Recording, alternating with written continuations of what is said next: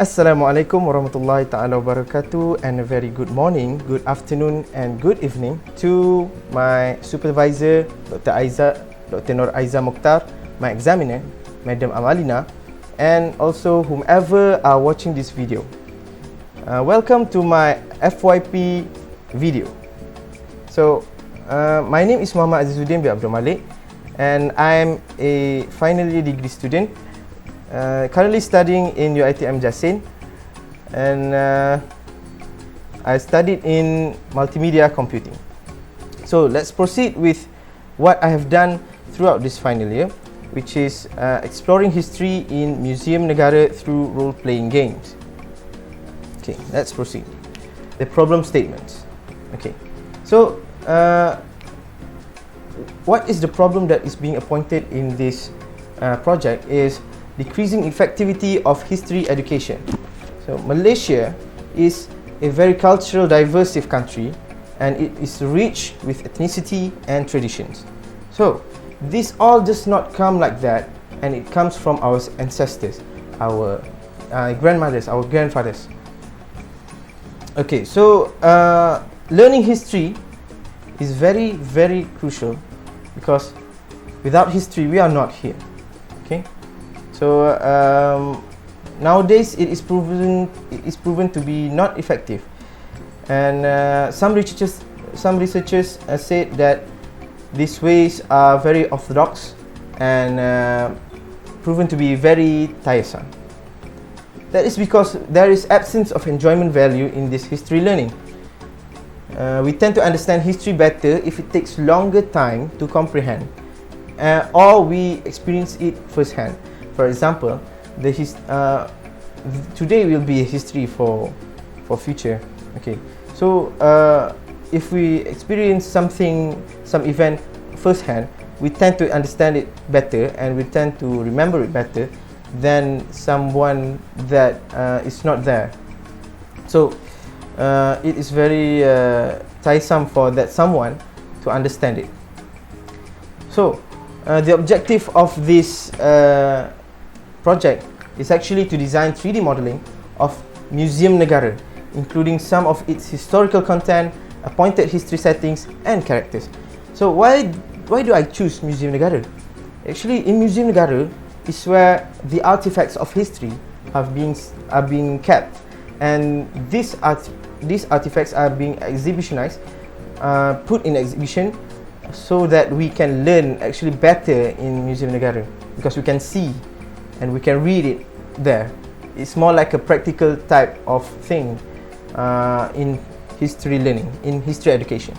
Okay, so that is why I choose Museum Negara.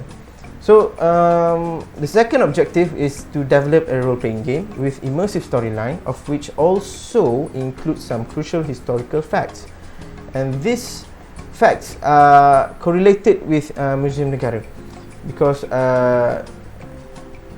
the content cannot be altered and cannot be just taken from somewhere that is not viable. So the third objective is to evaluate the enjoyment value of learning history through RPG game-based learning. Why do I choose RPG game-based learning? Because role-playing games are proven to be very effective for them to remember informations inside the storyline. So for example, games like Call of Duty or something like that, these games are proven to be the storylines are proven to be memorizable and very effective. So this memorizing effectivity is what we need in order to implement it with history and Museum Negara. Okay, let's move on. So the scope of this project, the setting that has been done is first is Museum Negara, and the second is somewhere in the prehistory era, and in this prehistory era is where where the player will do his challenge. We will look it after this. And Another one is a traditional fisherman village. So this fisherman village is where also the player will do some challenge over there and learn something. Okay, the target user is people aged 15 to 23 years old. Actually, the age range is quite wider, but I try to make it a little bit pointed in this project. So technologies and techniques that are being used is 3D models of characters and interactable objects, such as artifacts in the museums. They are not actually can be interact in the museum, but they will be used in some of these and in some of the levels in the game. Okay. Okay, so significance that are being used in this game is actually it's a game with unique immersive storyline. That is why I use RPG genre, because RPG genre are proven to be very effective for people to remember something, remember the information of the storyline, and it is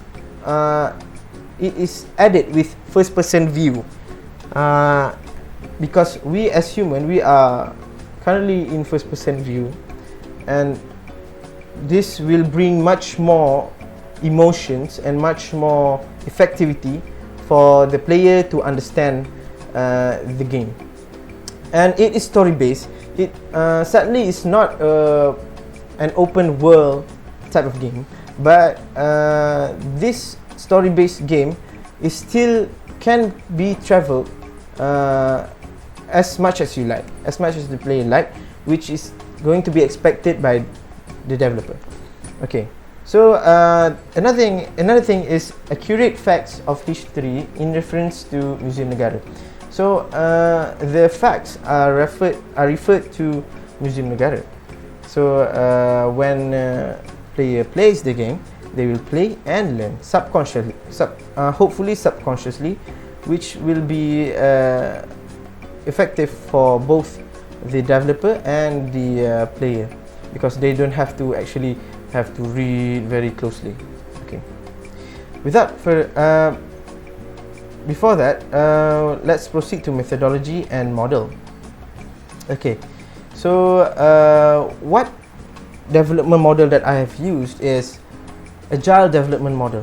It is a methodology that based on application over documentation, usually with customer cooperation, and has the ability to solve problem and change with optimal agility, which means that this application and this project can be built with reference to the customer. So I would like to use this development model so that the game can be referred back to the player, and then whichever that is not actually feels that enjoy it, we can redo it back, we can make it a little bit enjoyable. Okay, so the next model is e-game flow. This e-game flow is a model to guide on building educational game, because we are building an educational game where the information inside is going to be absorbed by the player. So we have to have that guide consists of 8 factors that guide our game, guide our development towards the factors that proven to be that will be proved by user or player itself. Okay, so without further ado, let's go to the game. So this is the main menu, where you can search for the options. You can control the music and the sound. Okay, let's proceed with the first scene.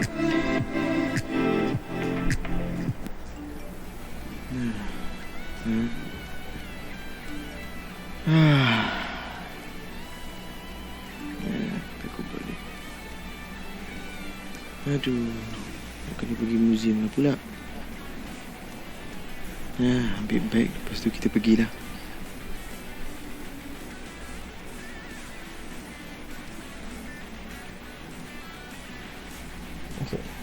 after the cutscene, you can actually move around and look for things if you want. But the main thing is we have to grab the bag and let's go to the museum.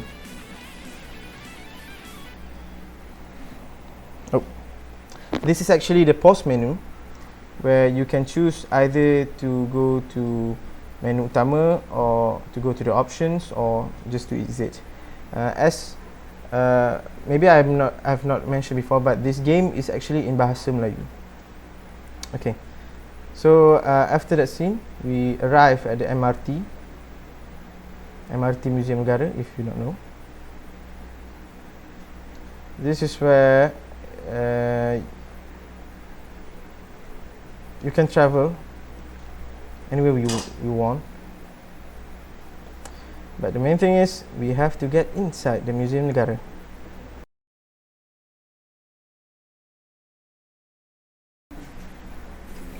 Banyak agak benda nak tengok ni.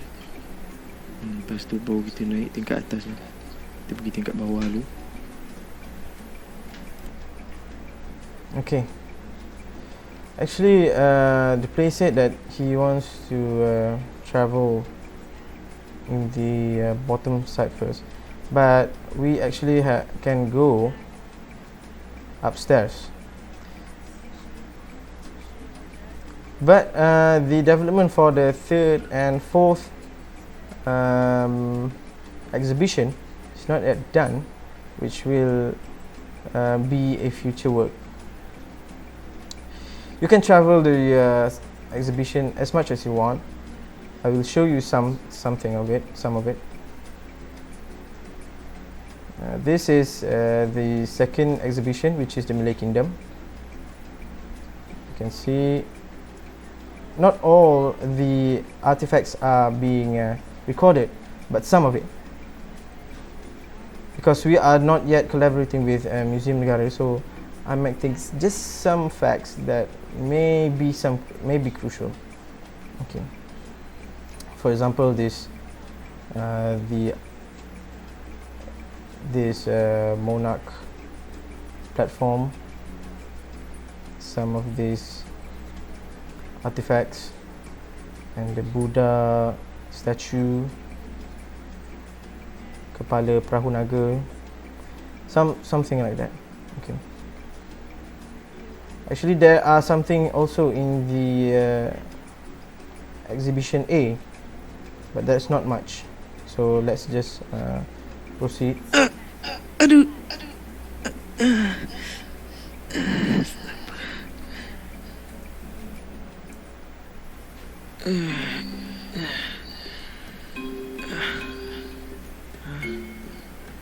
Aku kat mana ni?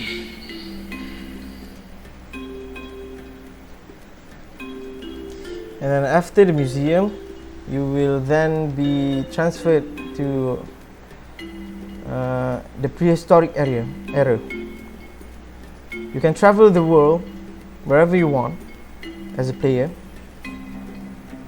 This is actually the prehistoric era, where human from the Stone Age usually be.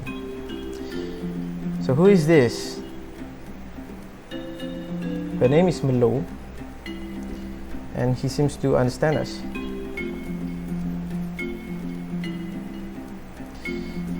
She said that this is the work of an evil man.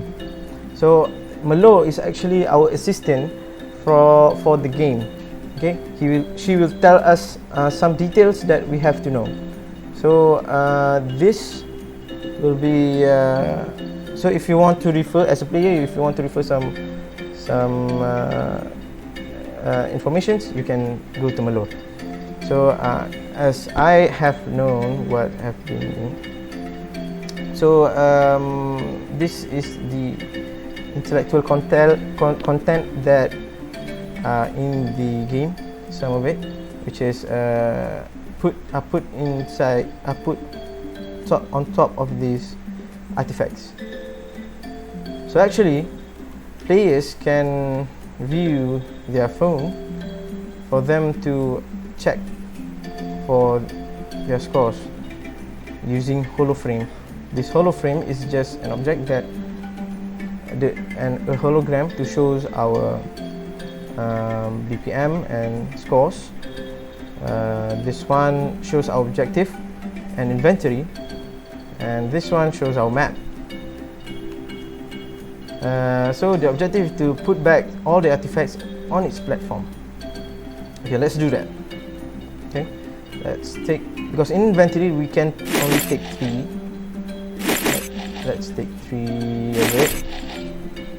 Okay, now let's see if it's being responsive into the back. Yeah, so if you see the artifacts are in the back, and we can actually go to put it, but we don't know, the player might not know where to put it. So the map in this game will show you. The blue pointer is your current place, and the next one, the red pointer, is where you have to go. Let's go to the place.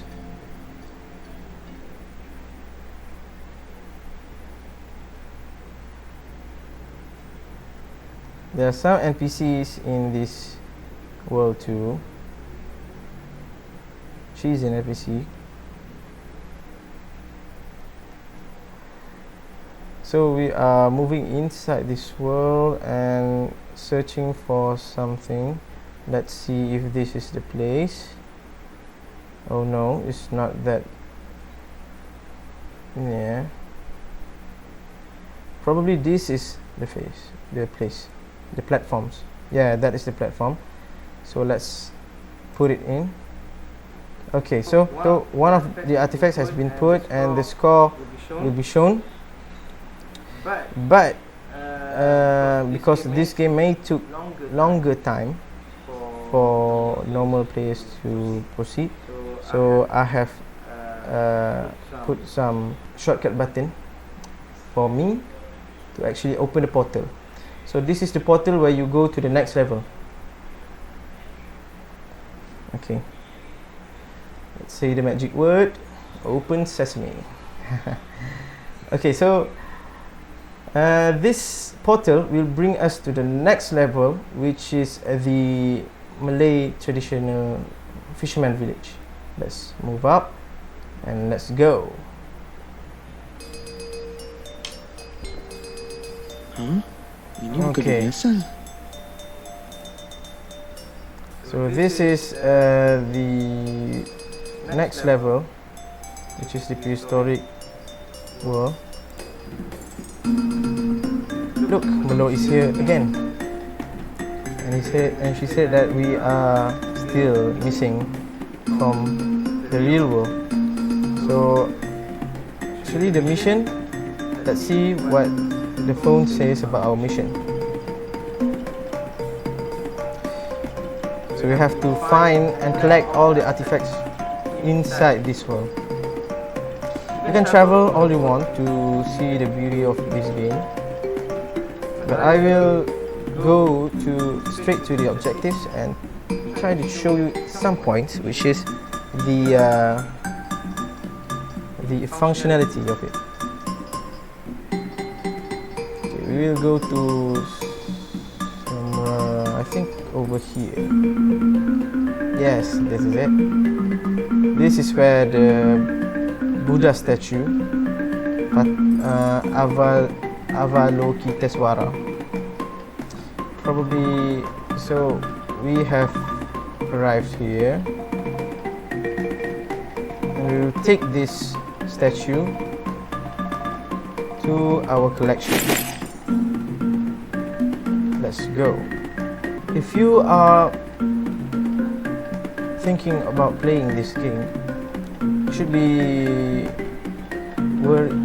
be thinking about playing it with your finest PCs, because it may take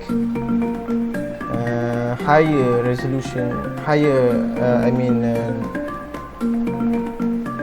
GPUs for them to actually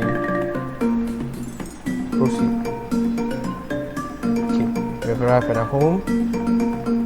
Let's put the Buddha statue here. Okay, So the puja statue is there, and there are another 9 pieces of objects that have to be taken to proceed. And like always, I have the cheat code. Yeah. So the portal has been opened, and let's proceed to the next level. Actually, there is no next level. So we have won the game because we have done all the missions. And in this interface, you will see your marks, and you can choose either to go to the main menu or to exit the game. Okay. So I choose to exit the game. Okay. So that is all from the game. Which is all that I have done throughout these 2 semesters. Hopefully, if this game proceeds again, another 2 exhibitions upstairs will be added. That is all for my presentation. Thank you very much for lending me your ears. Assalamualaikum warahmatullahi taala wabarakatuh.